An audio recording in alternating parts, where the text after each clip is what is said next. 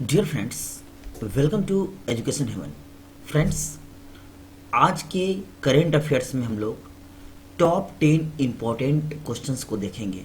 तो आज है 7 फरवरी। 7 फरवरी से जितने भी महत्वपूर्ण करेंट अफेयर्स निकलते हैं वह मैं आपको आज के इस वीडियो में बताऊंगा। तो चलिए शुरू करते हैं आज का पहला प्रश्न। और आज का पहला प्रश्न है आपका, देश का पहला तांबे के आवरण वाला बापू टावर कहाँ बनाया गया है? तो आपका आंसर होगा बिहार में। कहाँ बनाया गया है? बिहार में। देखिए इस तस्वीर में, यह है आपका तांबे का बना हुआ बापू टावर, जिसका बाहरी आवरण तांबे का है। बापू टावर पटना के गर्दनी बाग में स्थित है। इस टावर की ऊंचाई कितना है? 120 फीट। यह 6 मंजिली टावर है। कितना? 6 मंजिल का। यह मुख्यमंत्री नीतीश कुमार का ड्रीम प्रोजेक्ट माना जा रहा है। बापू टावर में पर्यटकों को परिसर के अंदर 50 चार पहिया और 150 दोपहिया वाहन की पार्किंग की सुविधा मिलेगी। अब यहाँ होगा क्या? तो जहाँ भूतल पर टर्न टेबल थिएटर शो के जरिए पर्यटकों को बापू की जीवनी दिखाई जाएगी। आप इसको ध्यान रखेंगे। इसके अंदर क्या होगा? बापू की जीवनी को दिखाया जाएगा। इसमें करीबन 45 करोड़ रुपए की लागत जो है आएगी। तो यहाँ आपका बिहार है। बिहार से आप इंपॉर्टेंट प्रश्न को याद रखेंगे। जैसे बिहार की स्थापना कब हुई थी? 22 मार्च। कब हुई थी? 22 मार्च 1912 को। इसकी राजधानी पटना है। उच्च न्यायालय पटना। राजकीय भाषा हिंदी। द्वितीय राजकीय भाषा उर्दू। राजकीय पशु बैल। राजकीय पक्षी गौरैया। राजकीय पुष्प गेंदा का फूल। राजकीय वृक्ष पीपल। राजकीय चिन्ह बोधि वृक्ष। राजकीय मछली मांगुर। राज्य का महापर्व छठ पर्व। कितने हैं बिहार में जिला? 38। अनुमंडलों की संख्या 101। इतना याद रखेंगे। इसके अलावा कुछ आप अभ्यारण्य याद रखिए जो बहुत ही इंपॉर्टेंट है। जैसे बरेला झील पक्षी अभ्यारण्य वैशाली में है। उदयपुर वन्य जीव अभ्यारण्य पश्चिमी चंपारण में। विक्रमशिला गांगेय डॉल्फिन अभ्यारण्य भागलपुर में है। भीम बांध वन्यजीव अभ्यारण्य मुंगेर में है। गौतम बुद्ध वन्यजीव अभ्यारण्य गया में है। कुशेश्वर स्थान पक्षी अभ्यारण्य दरभंगा में है। वाल्मीकि टाइगर रिजर्व, जितने में भी आपका वाल्मीकि लगा हुआ है, यह आपका पश्चिमी चंपारण है। जैसे वाल्मीकि टाइगर रिजर्व, वाल्मीकि राष्ट्रीय उद्यान, वाल्मीकि वन्यजीव अभ्यारण्य। ये टॉप इंपॉर्टेंट प्रश्न है आपका, यह बिहार से, आप इसको ध्यान रखेंगे। नकटी बांध पक्षी अभ्यारण्य जमुई में। तो इनसे प्रश्न पूछा जाता है आपके पेपर में। तो चलते हैं अगले प्रश्नों की ओर।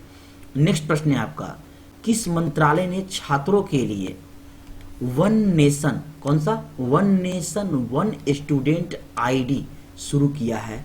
तो यह आपका शिक्षा मंत्रालय ने शुरू किया है। देखिए इस तस्वीर को, आपका शिक्षा मंत्रालय ने नई शिक्षा नीति 2020 को लागू किया, जिसके अंतर्गत one nation one student ID के तहत सभी छात्रों को एक यूनिक कोड प्रदान करेगी। कौन सा कोड? एक यूनिक कोड, और वह होगा कोड अपार। फुल फॉर्म क्या है इसका? फुल फॉर्म है automatic permanent academic account registry. इसके नाम से यह जाना जाएगा। इसमें छात्रों द्वारा अर्जित किए गए एजुकेशनल क्रेडिट को जमा किया जाएगा। यह अपार आईडी एक प्रकार का क्यूआर कोड होगा। तो आप इतने तथ्य याद रखेंगे। इसके अलावा कुछ इंपॉर्टेंट तथ्य को आप याद रखिए। जैसे one nation one card scheme 1 अगस्त 2019 को आया था। कब आया था? 1 अगस्त 2019 को आया था one nation one card scheme. One nation one fertiliser scheme आया था 17 अक्टूबर 2022 को। कब आया था? 17 अक्टूबर 2022 को आया था। One district one product scheme Uttar Pradesh ने जारी किया। One MLA one pension scheme Punjab ने जारी किया। One family one identity portal Uttar Pradesh ने जारी किया। इसके अलावा कुछ केंद्र सरकार का आप तथ्य याद रखिए। मैं बार बार बताता हूं ताकि आपको रिवीजन हो जाए। जैसे डिजिटल इंडिया मिशन 2015 में आया। प्रधानमंत्री उज्ज्वला योजना 2016 में आया। उड़ान योजना 2017 में आया। खेलो इंडिया स्कूल गेम्स 2018 में आया। जल जीवन मिशन 2019 में आया। प्रधानमंत्री गरीब कल्याण योजना 2019 में आया। प्रधानमंत्री स्वनिधि योजना 2020 में आया। पीएम मित्रा योजना 2021 में आया। स्माइल योजना 2022 में आया। अग्निपथ योजना 2022 में आया। पीएम श्री योजना 2022 में आया। आरोग्य मैत्री योजना 2023 में आया और पीएम विश्वकर्मा योजना 2023 में आया। तो इतने तथ्य आप इससे याद रखेंगे। नेक्स्ट प्रश्न है आपका, हाल ही में किस भारतीय एल्बम ने ग्रैमी अवार्ड 2024 जीता है? तो याद रखेंगे दिस मोमेंट किसी न किसी पेपर में छपेगा, इतना इंपॉर्टेंट प्रश्न है आपका यह। तो इसके इंपॉर्टेंट फैक्ट्स को जानिए। ग्रैमी अवार्ड्स 2024 जो है यह आपका 66 है। क्या माह है? 66। कहाँ हुआ? इसके आयोजन कहाँ हुआ? लॉस एंजल्स यूएसए में। कहाँ? यूएसए में। संगीत के क्षेत्र में कौन देता है यह अवार्ड? Recording academy. किस भारतीय एल्बम ने यह अवार्ड जीता? तो मैंने आपको बताया दिस मोमेंट। कौन? दिस मोमेंट, शक्ति band group. Best global music album award किसको मिला? तबला वादक जाकिर हुसैन, वायलिन वादक गणेश राजगोपालन, गायक शंकर महादेवन। उसके अलावा आप याद रखिए जाकिर हुसैन और बांसुरी वादक राकेश चौरसिया ने पश्तो और एज वी स्पीक के लिए भी ग्रैमी अवार्ड को जीता है। इतने तथ्य आप इससे याद रखेंगे। नेक्स्ट है आपका, भारत की पहली महिला रोबोट। कौन सा? महिला रोबोट अंतरिक्ष में उड़ान भरेगी। उसका नाम क्या है? व्योम मित्र। क्या नाम है? व्योम मित्र। देखिए इस तस्वीर में आपका व्योम मित्र। अब इसमें आप जानिए विस्तार से। गगनयान मिशन से पहले महिला रोबोट अंतरिक्ष यात्री व्योम मित्र अंतरिक्ष में उड़ान भरेगी। गगनयान भारत की पहली मानव चालित अंतरिक्ष उड़ान भारतीय अंतरिक्ष यात्रियों को ले जाएगी। ये जो गगनयान मिशन है ना, यह आपका 2025 में आएगा। 2025 तक के इसको जो है यूज किया जाएगा और ये पहली बार होगा अपने देश भारत के लिए जो यहाँ मानव चालित होगा यह। और अभी ये जो जा रही है व्योम मित्र, वह आपका महिला रोबोट इसमें जाएगी। इसको पूरा पढ़ लीजिए आप। गगनयान मिशन से पहले महिला रोबोट अंतरिक्ष यात्री व्योम मित्र अंतरिक्ष में उड़ान भरेगी। गगनयान भारत की पहली मानव चालित अंतरिक्ष उड़ान भारतीय अंतरिक्ष यात्रियों को ले जाएगी। भारत के अंतरिक्ष प्रयासों के लिए यह एक अग्रणी छलांग में भारतीय अंतरिक्ष अनुसंधान संगठन यानी कि इसरो द्वारा विकसित महिला रोबोट अंतरिक्ष यात्री व्योम मित्र इस वर्ष की तीसरी तिमाही में एक मानव रहित मिशन पर निकलेगा। मिशन जिसका पूरा नाम संस्कृत शब्दों में व्योम का मतलब अंतरिक्ष, मित्र मतलब मित्र, दोस्त के नाम पे रखा गया है और 2025 के लिए निर्धारित देश की पहली मानवयुक्त अंतरिक्ष उड़ान महत्वाकांक्षी गगनयान मिशन होगा। कब? 2025 में। इतने तथ्य को आप इससे याद रखेंगे। कुछ और जानिए इसके बारे में। जो है केंद्रीय मंत्री डॉक्टर जितेंद्र सिंह ने कहा कि इसरो के गगनयान मिशन के द्वारा अंतरिक्ष रोबोट व्योम मित्र को पहुंचाया जाएगा, यानी इसरो ही इसको भेजेगा। यह मिशन गगनयान भारत का पहला मानवयुक्त अंतरिक्ष मिशन है जो 2025 तक पूरा होगा। यह मैंने आपको बताया। यह रोबोट व्योम मित्र जो है हाफ ह्यूमनॉइड रोबोट होगा। नेक्स्ट आप जानिए क्वेश्चन है आपका डिजिटल वीजा। क्या है? डिजिटल वीजा की पेशकश करने वाला पहला यूरोपीय संघ राष्ट्र कौन सा बना है? तो आपका फ्रांस बना है। कौन बना है? फ्रांस। इंपॉर्टेंट फैक्ट्स क्या है? 1 जनवरी 2024 तक फ्रांस ने डिजिटल शेंगेन वीजा, ध्यान रखेंगे इसको, शेंगेन वीजा जारी करने में अग्रणी भूमिका निभाई है, जो यूरोपीय संघ के भीतर वीजा प्रक्रियाओं को सुव्यवस्थित करने में एक महत्वपूर्ण उपलब्धि है। अब यहाँ फ्रांस आया है। फ्रांस से क्वेश्चन आप याद रखेंगे। फ्रांस में ही तमिल कवि तिरुवल्लुवर की प्रतिमा का उद्घाटन हुआ है। कौन से कवि का? तिरुवल्लुवर की प्रतिमा का उद्घाटन हुआ है। फ्रांस ने स्कूलों में महिलाओं के अबाया पोशाक पर पहनने पर प्रतिबंध लगाया है। भारत फ्रांस के मार्सिल में एक नया वाणिज्य दूतावास खोलेगा। प्रधानमंत्री नरेंद्र मोदी को फ्रांस का सर्वोच्च सम्मान मिला है जिसका नाम है Grand Cross of the Legion of Honour. Next प्रश्न है आपका, किस राज्य की कैबिनेट ने समान नागरिक संहिता, बहुत इंपॉर्टेंट है, यूसीसी विधेयक को मंजूरी दी है? UCC means uniform civil code. तो यह आपका उत्तराखंड। कौन जारी किया है? उत्तराखंड ने इसे मंजूरी दी है। सीएम पुष्कर सिंह धामी के नेतृत्व में उत्तराखंड के कैबिनेट ने यूसीसी यानी कि यूनिफॉर्म सिविल कोड विधेयक को मंजूरी दे दी है। अब 6 फरवरी 2024 को उत्तराखंड विधानसभा में यह पेश किया गया। यदि यह पारित हुआ तो उत्तराखंड स्वतंत्रता के बाद इसको अपनाने वाला पहला राज्य होगा। तो आप कहेंगे स्वतंत्रता के बाद, तो आप एक तथ्य याद रखिए, स्वतंत्रता के पहले गोवा वह राज्य है।